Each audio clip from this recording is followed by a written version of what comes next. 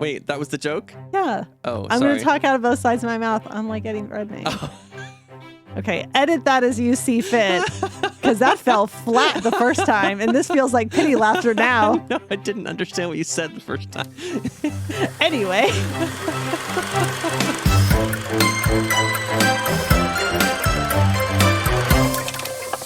Hello and welcome to Steam Powered Movies. Hi, I'm one of your hosts. My name is Mike, and I am here with my co-pilot. Oh my gosh. Do you think of these before we do this, or do you think of them on the fly? Oh, I'll never tell. Hello. I would love to be your co-pilot every day. Oh, thanks. My name is Dana Fraedrich. I'm a steampunk and fantasy author. I am a maker. I am an educator. I am a woman of many talents. Can confirm. This is true. This is true. Dana has very, very many talents. And one of the things she's doing with those talents is this month she's going to be at some festivals and fairs that you guys might want to tune into.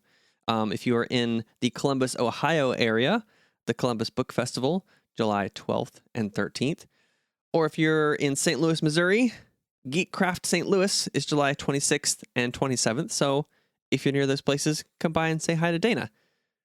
But for right now, we thank you for tuning into this podcast, which is one where we watch a steampunk film and then we talk about it.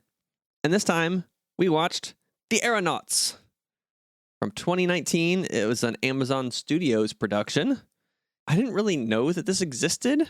Dana, you found this one. How'd you find this movie? So I actually did know that this existed. I heard about it talking to my sister on the phone, and she mentioned she had watched it, and we very briefly talked about its existence way back when. And it sort of like lived in my head as like, I should watch that film at some point. So I knew a little bit going into this. Like I knew that at least a couple of the characters were not real, but that it's like based on like true events, which it does say in the beginning. It says inspired by true events. Let me expound upon that. Which tells me that there's a lot of fiction involved when it says inspired by. Well, yes and no. Okay. I also did some Wikipedia searching during the film, so.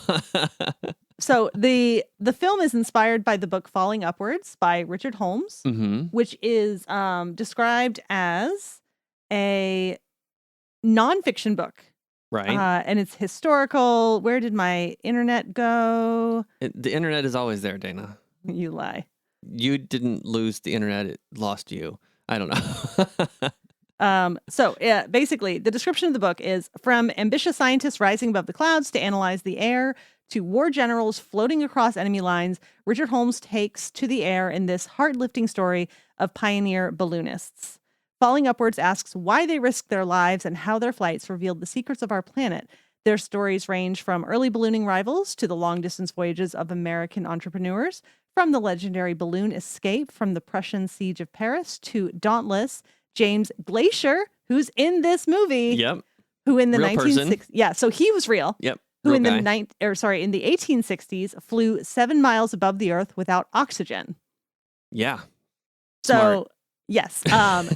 Some of these events are taken from history and some are completely fabricated. Like the Amelia Wren character, completely fictitious. Yeah, that was one of the things that I found out too when I looked it up is that Amelia Wren, played by Felicity Jones, completely made up fictional character. Now, which kind of made me start viewing the movie a little differently. Little more information. Sure. Amelia Wren's character was, however, based on some real life aeronauts, female aeronauts from that period, including Margaret Graham, who was the first British woman to make a solo balloon flight, and the aeronaut Sophie Blanchard, who her husband was French balloonist Jean-Pierre Francois Blanchard, and he died from injuries sustained when he fell from the balloon, but he suffered a heart attack. Interesting. Yeah. So apparently she was a huge source of information for Amelia Wren's character. He didn't sacrifice himself. Not according to this, no. Okay. Yeah, I was kind of curious how much around her character was actually based on real stuff. I didn't go that deep into it.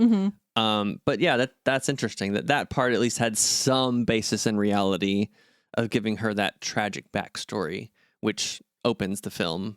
We get like glimpses of. What did you think of this opening? I I was a little caught off guard by it. It was very loud. Yes.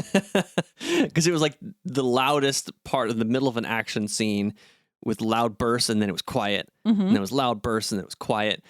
I liked the tease of like a tragic backstory without giving us the full exposition up front, kind of letting us figure it out as we go. But it was definitely different. Yeah, like just the how it was done compared to other like intro scenes, just like the little tiny glimpses was an interesting choice.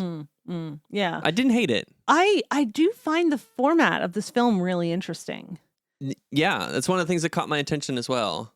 Just that like it's centered around this one event, but then there's like you get flashbacks that fill in some of the backstory. Yeah, and as you go. We can get into that. Sure. So, but yeah, so basically kind of setting the stage, Amelia and James Glacier, real person, right? Going Played to by set this. Eddie Redmayne. Yeah. Going to set this record for the highest balloon flight ever. He is a meteorologist, and it was kind of insane, this whole thing of like, you want to predict the weather. Yeah. How funny and weird and like, yeah, bonkers. Yes, I agree, bonkers, because the beginning of this film, like you get the little flashback and you kind of get the start of the journey. And I was kind of wondering, like, what is this movie about? I was like, what is the conflict? What is like the story going to be? And then one of the flashbacks is of him like fighting against these scientists. So that's the Royal Society. Right. And it's kind of this, I think it's a fairly fictionalized view of scientific progress that is portrayed in movies often. That you have like this one genius who's like, I have an idea about this thing that might be true. And the whole rest of the scientific community is like, you're an idiot. That's stupid. That'll never be proven. And then he proves it right. Like, I'm pretty sure that's not how science works. Okay, let me tell you how science does work. Because I love stories like this of 19th century scientists like doing insane stuff. Because also like this was an era of just like bigger and bigger spectacle, which I love. And people did insane stuff for sure. 1,000,000%. Like sort of like stunt journalism was a thing. Just like doing stunts was a thing to like gain notoriety. So I kind of love that in this era. But the other thing I love that I feel like is not covered appropriately in movies are science grudges. Because I think so much more often you hear all these stories about these scientists who like hated each other and they like slept with each other's wives and they were just like in each other's pockets all the time and like they were all in the same circles and there's all this gossip. Like that's the petty rivalry that I wish were depicted on screen. You know what? Actually, I feel like that stuff is on screen a lot. And I feel like that is played for more drama than really existed in real life. Oh, no, honey, no. I don't know. It doesn't feel realistic that like all these scientists would be like, how dare you try progress?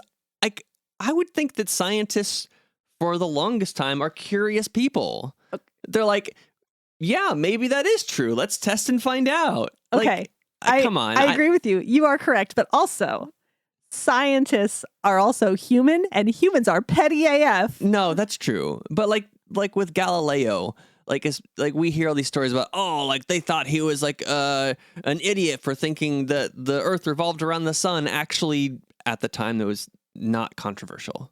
It was very not controversial in real life, but it's portrayed in like stories and books and TV and films and stuff that like all scientific progress is controversial and really fought against by the established community. But like, we don't see that in real life. We kind of do though, but a lot of time it's in the religious communities.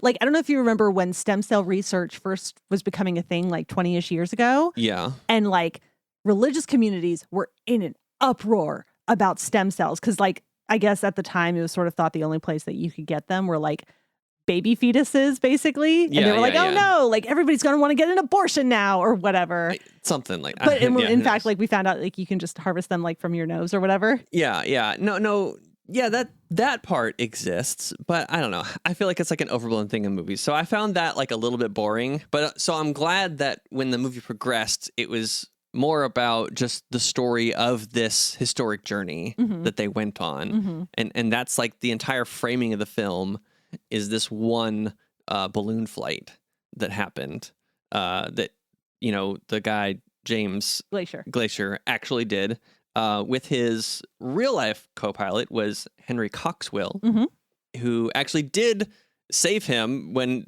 James passed out at altitude. One of the cool things I thought they did visually was those graphs that popped up every now and then. Oh, those were cool. Yeah, we're like showing the time elapsed and also the height of the balloon. Yeah. Usually with the backdrop of like giant clouds and like cool scenery and whatever.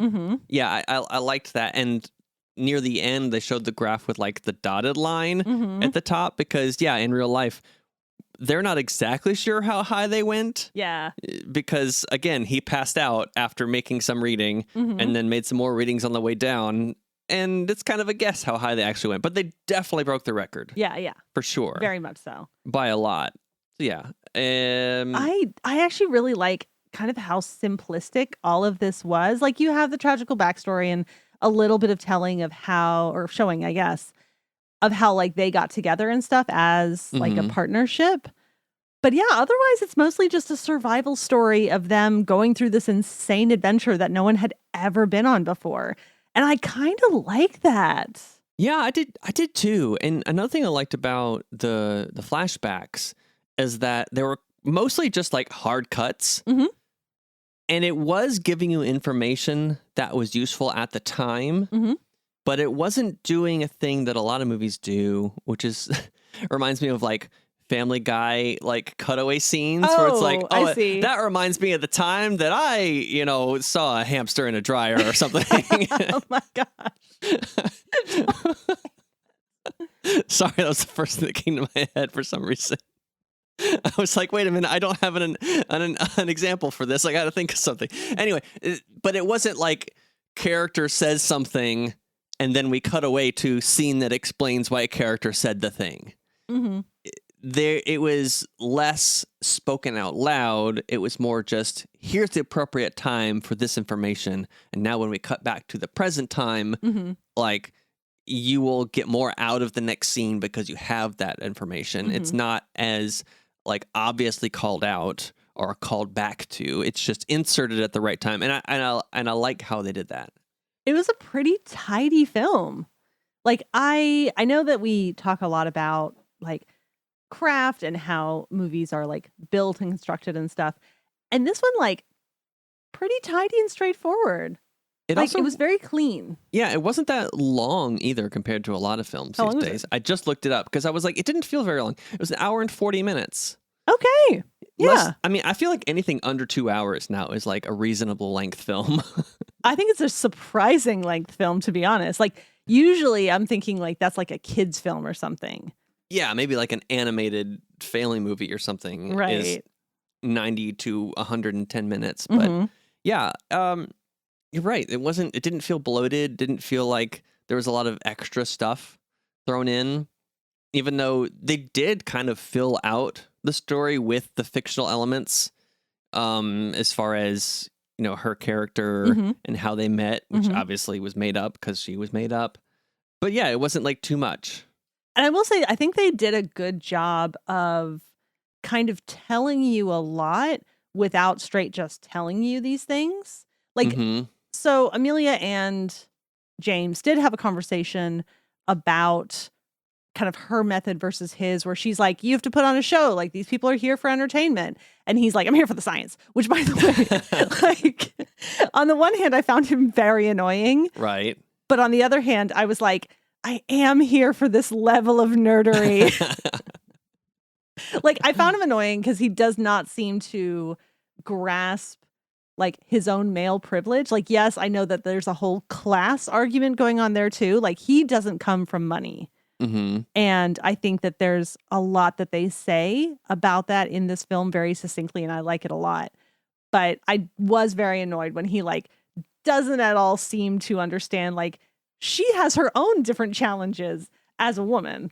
Yeah. And so that did annoy me. But like I said, I was like, oh man, I do respect his like dedication to his field. He's such a nerd and I love it. Yeah, I do wonder though if maybe the storyline with her and like her sister Mm-hmm. was maybe a little bit undercooked. Oh, I have some thoughts on that, but carry on. Because they gave his backstory with his family, Mm-hmm. and they kind of summed it up really succinctly in like a couple of scenes, like where he went to visit his dad, who obviously had like a scientific mind, and like you get the sense that that's why he became curious, like growing up with his dad Mhm. and looking at the stars, and they had a cool like ceiling opening contraption in his bedroom or something, Mm-hmm. which is maybe a little steampunky element. Yeah. Which we'll get to. And then like the handing of the binoculars to him. Mm-hmm. That was just like a very simple, like, this is his background. The thing with her and her sister seemed like they were trying to maybe set up like a couple different things. There was a weird line where talking about her, and we find out it was her husband that, perished on a balloon flight, which was Mhm. the tragic backstory. We got a glimpse in the beginning Mhm. where the sister says he was the happiness, not the balloon. Mm. But that thread isn't really followed up later at all. Mhm. I thought and was going to be disappointed if they were like, oh, it turns out she falls in love with James. Oh, I was really, really worried that was going to happen. I was like, Right. please don't make this a romance. Or it's like, no, I wasn't in love with the sky. I was in love with men or something. I don't know. Yeah, no, but I'm glad they didn't do that. Right. I was so relieved. Right. So maybe a good thing that line got dropped. Maybe there was other stuff in the film that got cut to keep it succinct. Okay. I don't know. What was your read on like the sister storyline? So I actually, first of all, I like the sister relationship. They talk very similarly to how me and my sister talk. Very like straightforward, cut and dry, not a lot of sugarcoating. Sure. And I like the dynamic between them because very clearly her sister like loves the society life and loves like having a family and loves being a mother and being married and all this kind of stuff. And like Amelia loved being married as well. Like she loved Pierre. We can see that. For sure. But she lost him. Like it was out of her control. Like he took that choice out of her hands, all this kind of stuff. Like she loved him. And it is one of the situations where like her career is very much like wrapped up with her husband. Mm-hmm. And so I can see this journey that she goes on where she's figuring out like, was it more about him or was it more about my love for the sky? And they have that little talk in the balloon as they're descending. Where she's like, I needed to know like what it's for. And of course, James being James is like, oh, well, scientific data and blah, blah, blah. And she's like, no, it's not what I'm getting at. And she kind of like talks through like what this experience has given her as a person with her own personal journey and discovery. And I feel like that's where they were picking it up. Interesting. You know what? I didn't really catch that. Mm-hmm. So I'm glad that you did. And you kind of helped me understand like why that scene was there. Mm-hmm. I didn't really fully grasp the meaning of it, but yeah, I think you did. And I think you got it. I do like the way that the women in this are depicted. I feel like there's a lot of dimension to them. Like I said, her sister loves having a family and kind of having that traditional setup. Mm-hmm. But also like I don't think she's trying to shame Amelia for not having that. I think she's just scared for her sister's safety because like her husband died on one of these balloon trips. Her sister might too. And like she basically says like, I don't want to lose you. Yeah. So like I feel like these characters are actually really well drawn, which is so often not the case in film. Yeah, and I do think it does also help that the crux of the story Mm-hmm. is so much around this one journey. Yeah, It's that's what I like. It's the adventure of this one journey Mhm. and making it through it. Like you said, a survival story. And so the other scenes are kind of they can kind of just be color, Mhm. and they do add to it, but they don't have to be like fully fleshed out. Mm-hmm. Like the other scientist characters, we don't need to know about them. They're kind of just there. They're kind of just backdrop. Mm-hmm. Yeah, we get enough with the sister. We get enough with his family Mm-hmm. to give the main characters some dimensionality, but we don't need to fully flesh out those other characters because they're just the backdrop Mm-hmm. for the main story. But yeah, I do like the simplicity of it, that it's about like this one thing. Mm-hmm. I'm really curious about this because, like I Okay. said, I love the kind of like spectacle of this era and all of these like just like big ostentatious stunts and everything, and like I feel like that's such a show of just like how humans are. Like we love just like drama in whatever form it comes. Uh-huh. So like, what do you think about that? Like when you see a scene like where like 10,000 people have shown up for this balloon flight takeoff, and it's like this whole thing, and she's putting on a show, and oh my gosh, the dog. Oh yeah, I knew we were gonna talk about this. Okay, so like, there's so much I like about this film, but like, I don't know if you saw my face in that moment. Posey deserves better. Okay, this is not how we treat our babies. It's a stunt dog. Nailed it. Nailed the stunt. I know. Posey, bless her sweet heart. She's so brave. But I was scared. I was really scared. I wrote the same thing in my notes. I was worried for the dog. Yeah. When she was like, "No, hand me the dog," I was like, "The dog's gonna fall. The dog's gonna fall." Like, is this a movie where they kill the dog? And then of course it wasn't. I know, it was fine, but like I was really, really scared. And I don't like being scared in that way. I think that those opening scenes fulfill multiple functions. One, as you're saying, including the thing where she like shows up late and like does acrobatics and is like putting on a show for the crowd, which she didn't do anything like that the rest of the movie. Yeah, no, she knows what she's doing. It was purely for the audience and for show. I think it does two things. One, it's showing, like you said, that ostentatiousness of the era. But I think also just giving us, the viewers of this film, something exciting and interesting to kick off the story.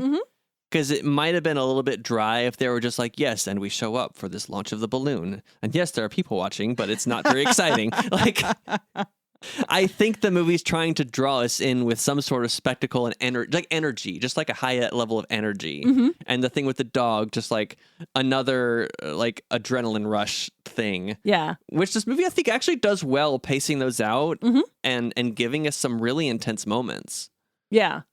Do you agree? Do you think that's kind of... Oh, I do. Yeah. No, I was genuinely like feeling a little freaked out in certain scenes of this film. Like, and to be fair, some of that is because like I do have a fear of flying, even though I do kind of want to go up in a hot air balloon one day. But I also know I will be so scared. Oh, really? I do. Wow. Yeah. Would you go up there with me? I don't know, because I don't have a fear of flying in We airplanes. might have found Mike's line, folks.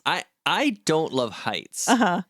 And this movie actually at a couple points like gave me that like fear of heights. That's what I mean. Sensation. Yeah. Like tingling in my gut. Yeah. That happens if you're like standing on the ledge of something or like overlooking like a high viewpoint. Yeah. I got that feeling from this film, even though I could tell a lot of it was like fake and they weren't really up high. Yeah. But I still got that sensation. I think the camera work was doing some really heavy lifting in that area. Like when she falls off the balloon and like the camera like spins. Yeah. That was one of those moments that gave me that really visceral reaction of like, I'm going to die. For me, it was more the initial one where she was like hanging over the edge as they were launching. Yeah. Like I got that like that feeling, that tingling sensation that freaked me out a bit. And a bit with the end scene too, but I was a little bit more used to them being up in the heights and stuff. Yeah. So let's talk about some of the steampunky elements of this. Oh, right. Sorry. Yeah. No, there were so many. I was like writing down a whole bunch. So like, we have a train, we have telescopes, we have messenger pigeons, which I do think is a steampunky element because really I do. Okay. Because I think a lot when I write books, whether they're like in a fantasy setting or a steampunk setting, I think a lot basically about how do people communicate over long distances. So for instance, like telegraph machines were game changing. I very specifically have not put those in a book because of like, it's not like having a cell phone, but it's getting close to that where like you can send a message over a really long distance really quickly. Okay, I will contend that there's a big difference between telegraph and cell phone. I know. I'm not about to like trade in my cell phone for a telegraph. Yeah, so but you want to trade. Yeah, but messenger pigeons are the same way. Like they're insanely good at like finding their way and knowing where to go for home and all this kind of stuff. So I consider messenger pigeons like a good steampunky sort of feature. Okay.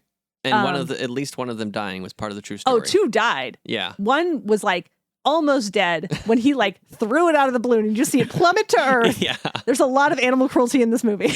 There's a bit. Yeah. Okay, there's just a touch of animal cruelty in this movie. No real animals were harmed, though. I'm right. sure. Yeah. And then the other one was just straight dead in its little crate because they were, what did they say, was like 5 degrees Fahrenheit. It was freezing. At the point where they could still measure it. Yeah. It was 5. Yeah. I don't know. Pretty dang cold. At what temperature does mercury freeze? I don't know. It's got to be negative a lot, though, because, people in Wisconsin and Minnesota exist, and they have true. Thermometers. So. Shout out to all my Wisconsinites. And Canada, it gets crazy cold, like minus 40 up there and stuff. I don't know. Mm-hmm. The year 1862.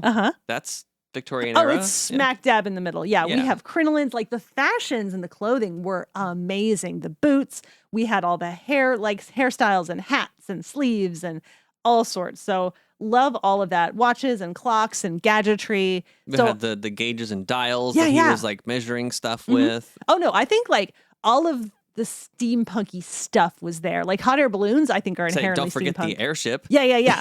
Like hot air balloon, just a rudimentary airship. That's all that is. Yeah, exactly. Just add a propeller. There you go. There you go. Yeah, precisely. Yeah.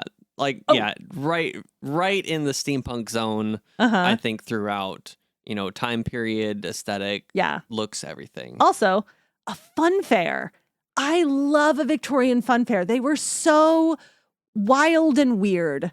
Yeah. And I love that, like, there's this kid who, like, comes through, like, a hole in the fence that's very clearly, like, a normal passage for him.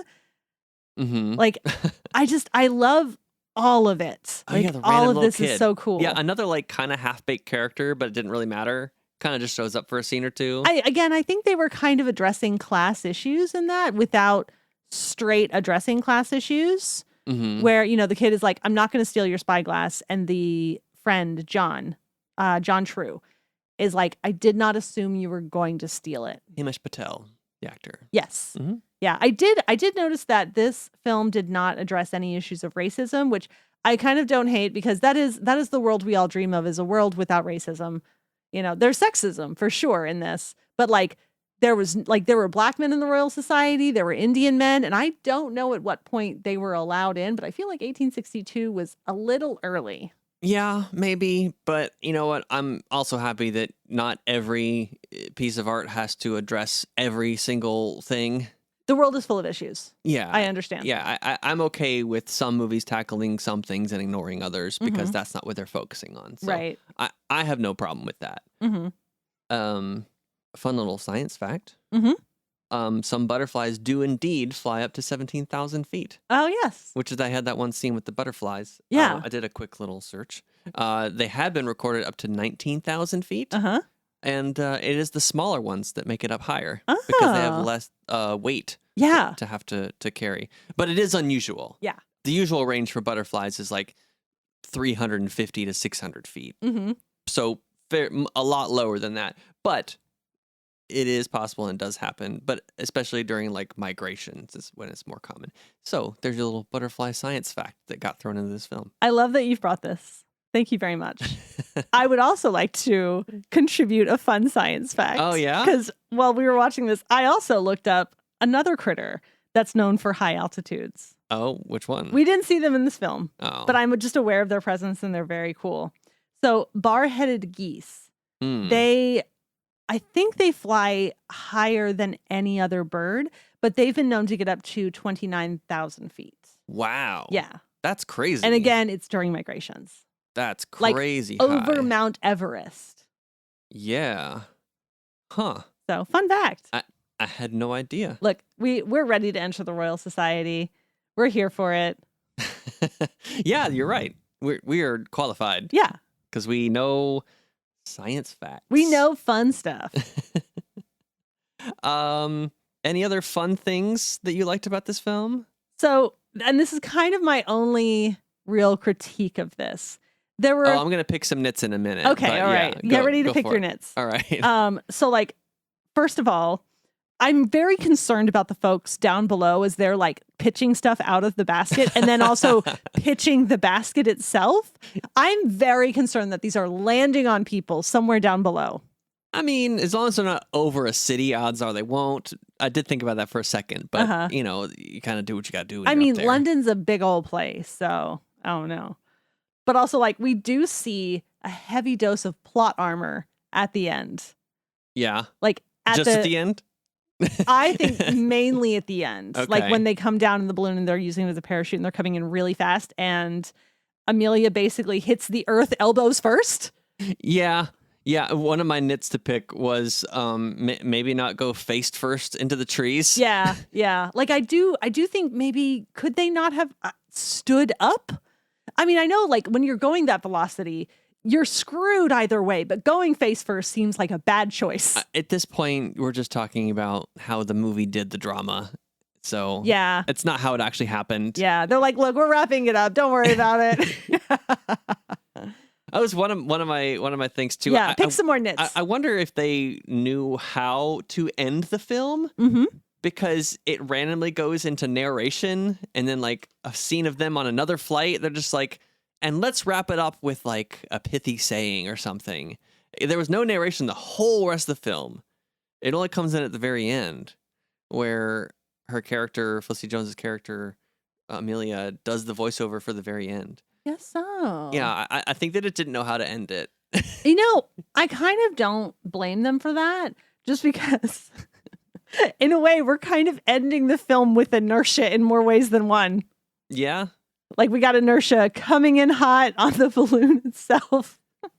And then just like, okay, let's go. Let's just have a voiceover and done. Yeah, I think also because they let him have a speech to the Royal Society and they're like, oh, we got to have her say something to, you know, balance it out. She for the main did get a characters. lot more screen time.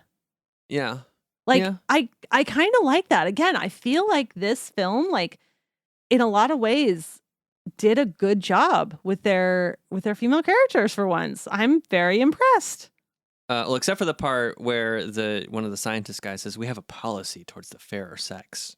Oh, they absolutely did. Oh, I believe it. Yeah. I guess that's more saying like the people at the time, how they were treating their women. Eddie Redmayne, he loves himself some no moving lips acting.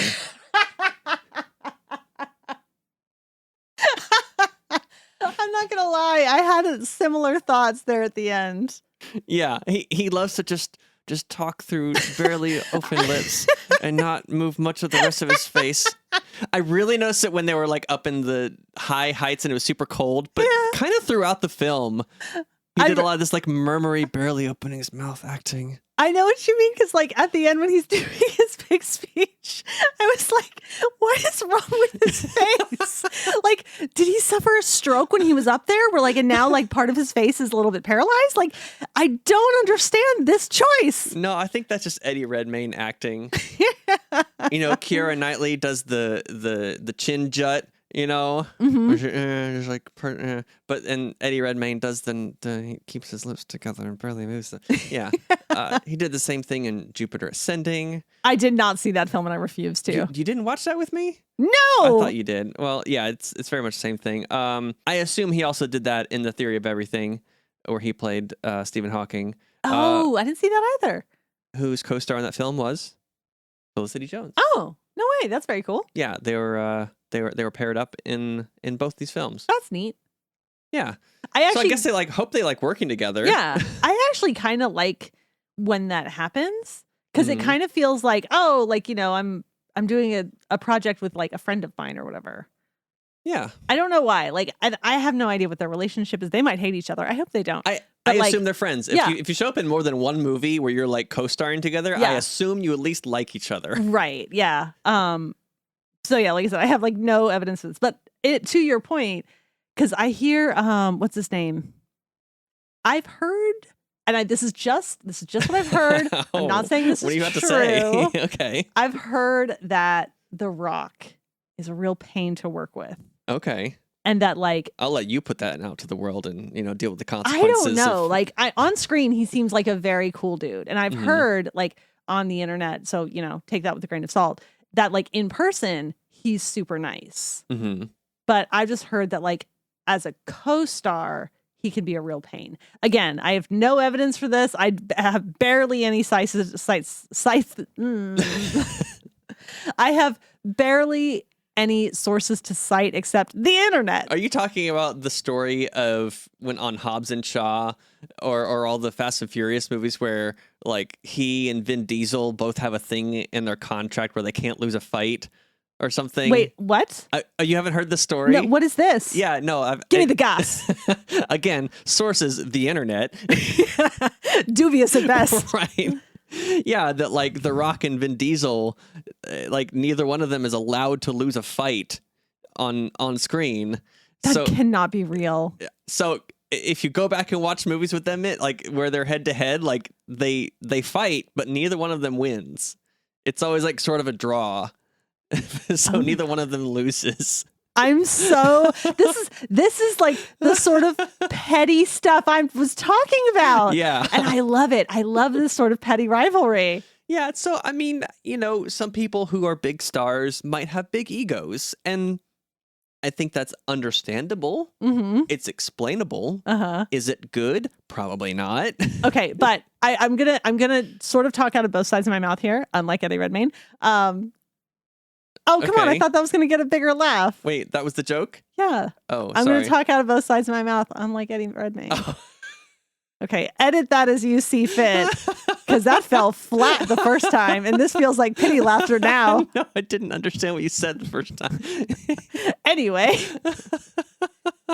it could be that some of this reputation and rumor that we hear about from these actors, that really it's more about their process. Because I just listened to some stuff about Daniel Day-Lewis on No Such Thing as a Fish, that like because he's a method actor, and we hear a lot of stuff about method actors. That can go in a lot of different directions. Yeah, that because he's a method actor, he's kind of a pain in the butt. Yeah, you don't usually hear stories of method actors not being a pain in the butt. Yes, precisely. So like, I don't know, maybe that's, part of this. So just to Jared Leto, Jim Carrey. Oh my gosh, yeah. So just to like kind of, give them a little benefit of the doubt. Okay. Yeah. Okay. I don't know. But yeah. Now that we are way out of our depth. Oh, now we're just gossiping. Yeah. Straight up. All right. So back to the stuff that we can talk authoritatively about. Let's talk about how we rate this film. Hey, there we go. Yeah. You brought it back around. Nice. First, we rate it on how steampunk is it. Mm-hmm. So on a scale from 1 to 5 steam engines, how steampunk do you think the Aeronauts was, Dana? I'm giving it 5 of 5. Yeah? It's got all kinds of good stuff. The sets were amazing. The clothing was amazing. We had all these gadgets. Like we had this discovery, science, all of this stuff. I like it all. And I think that it's all very fitting. Any points taken off, or can you see an argument for taking any points off for it not being science fiction-y, for it being so factual to the time period, that there's nothing fantastical about any of the sciencey or steamy elements? Okay, steamy elements are something different. I'm sorry, steampunky elements. That's the thing we were glad to not see in this. Right. Would have been really forced. Otherwise, I think this is a very good question. I'm glad you're asking it. Mm-hmm. Because now we're really getting into like the nitty gritty, nerdy steampunkiness. Yeah, is it steampunk or is it historical fiction then? Yeah, I think maybe you should take a point away. I'm really torn on this. Yeah, because I did like how nerdy it was, and I feel like that at its core is so like what makes so much steampunk so good is that it gets so nerdy. It was quite nerdy. It did focus on the nerdery and the science and the data and all that stuff, but it was realistic mostly. I mean, the part where they flew out of the balloon and then flew back in at the beginning, that was pretty unrealistic, but that, I don't know. I don't know if that's enough fantasticalness to keep it 5 out of 5. I think maybe it should be 4 or 4.5. I think 4.5. Can I talk you down a half a star to 4.5? I know you're really trying, and I respect it, but I like it so much. Well, that's not this rating, though. That's the next thing we're going to talk about is how much you liked the movie. This is how steampunk is it, Dana?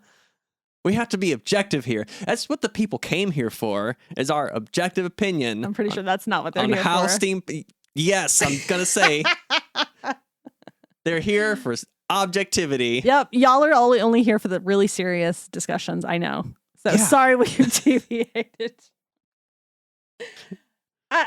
Fine, I guess. Begrudgingly, I will take it down to 4 out of 5 because you make a really good point that like the steampunk sci-fi-ness is not really here. It's more just historical and all in the right era and has all the right features, but just without that sci-fi element. Great, I win. Now, let's give it another rating. And that rating is, how much did you enjoy this film, Dana, on a scale of 1 to 5 gears? What's your rating for The Aeronauts? I would just like the listeners to know, I am giving you a hearty glower. Glower acknowledged. 5 out of 5. Okay. I really enjoyed it. Wow, okay. I mean, I think that there is a really interesting conversation to be had about when we create films that are based on historical events, but then we introduce characters that never existed. Mm-hmm. I think there's a really interesting conversation to be had there. And I don't know where I fall on that. Mm-hmm. Like, I can kind of see it both ways because at the end of the day, this film is for entertainment. It's not for education. It's not a documentary. Yeah. But also, mm-hmm. it feels a little disingenuous in some ways. Okay. So, all of that, like, that's just sort of my little asterisk on the end of my, like, 5 of 5. Okay. Out of 5 top hats, I give it a 4. Mm-hmm. Yeah, I did really enjoy it. Mm-hmm. My attention was mostly kept. Mm-hmm. The action sequences I thought were intense and gripping. Mm-hmm. I was concerned, mostly for the dog, but also for the people. My highest level of concern throughout this film was for Posey the dog. But he did his stunt really great. Okay. I don't know that he had a lot of choice in it, but okay. I'm assuming there was some training that went into it, mm-hmm. and the dog was just cool. Mm-hmm. Yeah. So yeah, that's my 4 out of 5 stars for The Aeronauts. Okay, cool. Yeah. And I think that's it. So thanks to everyone for listening. We appreciate you. If you have any opinions that you want to share with us, you can hit us up. We're on Bluesky at Steam Powered Movies and other social media platforms that don't get checked very often. You can also hit the link in the description of this podcast to our Discord if you want to send us any messages or start a discussion there. We would welcome that and appreciate it. We will come back next month with another brand new episode, and we will talk to you then. Okay, bye. Bye, y'all.